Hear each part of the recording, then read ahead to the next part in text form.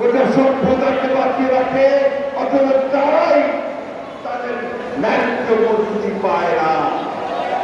একই ঘটনা আজকে আমার কষ্ট হয় যখন আমরা দেখি যে একজন 6 বছরের বাচ্চা অথবা 8 বছরের বাচ্চা, 9 বছরের বাচ্চা যখন তাকে একটা কারখানা থেকে হাতুড়ি পেটাতে হয়।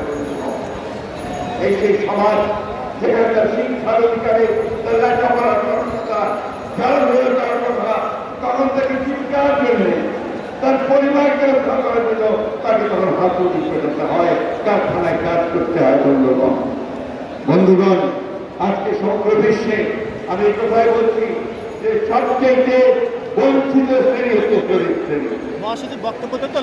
যুগের পরিবর্তন হয়েছে, প্রযুক্তির পরিবর্তন হয়েছে, উৎপাদনের যে প্রক্রিয়া তার পরিবর্তন হয়েছে, এখন যন্ত্রের আবিষ্কার হয়েছে, কম্পিউটার এসেছে, শারীরিক পরিশ্রম চলে এসছে, কিন্তু শ্রমিক শ্রেণীর যে প্রয়োজন সেটা কিন্তু কমেনি। বন্ধুগণ, আজকে বাংলাদেশে বারবার সরকার এসেছে, আমরা এসেছি শ্রমিক শ্রেণী সত্যিকার অর্থে যে কাজগুলো করা দরকার ছিল, আমরা কিন্তু সেই কাজগুলো সবাই করে উঠতে পারিনি।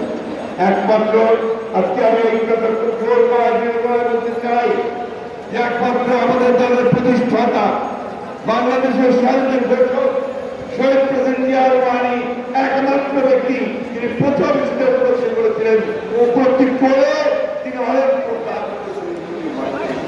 প্রথম কাজ তিনি যেটা করেছিলেন, শ্রমিক ভাইদের বললেন তাদের কর্মসংস্থানের জন্য তিনি গার্মেন্টস কারখানাগুলো চালু করেছিলেন, নতুন সুযোগ তৈরি করে দিয়েছিলেন।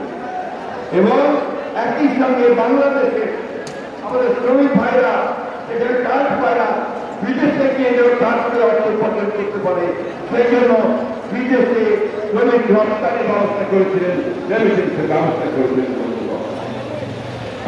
অনেকগুলো কাজ তিনি করেছিলেন যে গার্মেন্টস সহ নতুন ক্ষুদ্র শিল্প করে লাখ লাখ নারী পুরুষ শ্রমিকের কর্মসংস্থান করেছেন।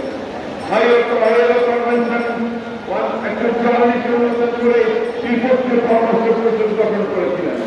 শ্রমিকদের শিক্ষার জন্য 3টি শিল্প সম্পর্ক মিলনায়তন এবং চিকিৎসার জন্য 16টি লেবার ওয়েলফেয়ার সেন্টার গঠন করেছিলেন।